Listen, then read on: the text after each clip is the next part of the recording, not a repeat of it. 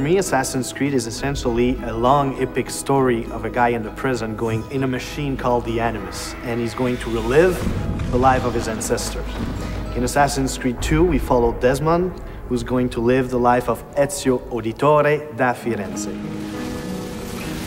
The meaning of Ezio's name, in following with the tradition established by the first Assassin's Creed, is that Ezio means eagle. Eagle, or the flying one. Its origins come from Greece. He's a young noble from Florence at the beginning of the game. He's studying to follow in his father's footsteps. His father, as far as we know, is a banker. As a rich boy in Florence, he doesn't really see the hardships of the peasants and other poor people. And it doesn't really affect him either. He's more of a carefree guy. He does what he has to do. He's got lots of money. He's got lots of friends. And in regards to the women, he's very charming. He always says the right thing. That's the right thing to surprise them, to stand out of the crowd. And that's why they have a really hard time resisting to his charms.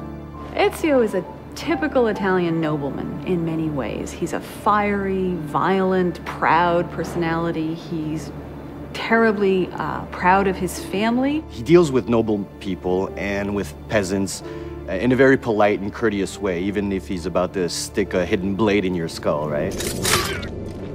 He has a very strange talent that his father is aware of, which is the eagle vision from the first game. Nobody really knows how come he has that, but we sort of find out in the game.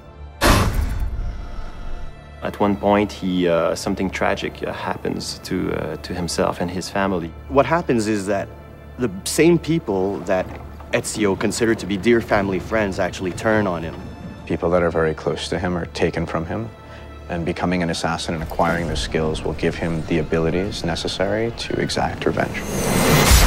When you're used to just living free and living without a worry in the world, and all of a sudden the entire Florentine army is looking for you, and you have to protect your mother, you have to protect your sister, and you have to defend yourself, changes everything in his life. So going from this life of la dolce vita, in Italy, it will have to become this guy who needs to kill in order to survive. We see Ezio progressing very much so throughout the game, physically as well as emotionally and in his personality.